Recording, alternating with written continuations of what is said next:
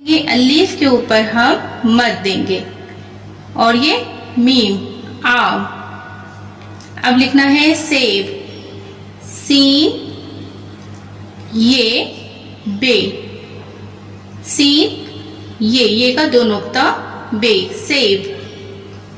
केला, काफ ये लाम, लाम में हम अलीफ मिलाएंगे, काफ का निशान ऊपर से, ये का दो नुक्ता, केला।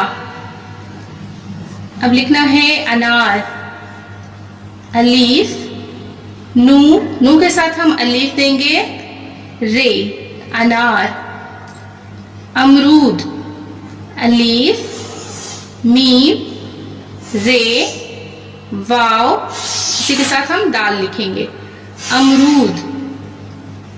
अब लिखना है नाशपाती, नू अलीफ शीन, ये देखिए बड़ी शीन है, पे के साथ अलीफ मिलाएंगे, बड़ी शीन के ऊपर तीन नुक्ता, पे में तीन नुक्ता, ते ये नाशपाती।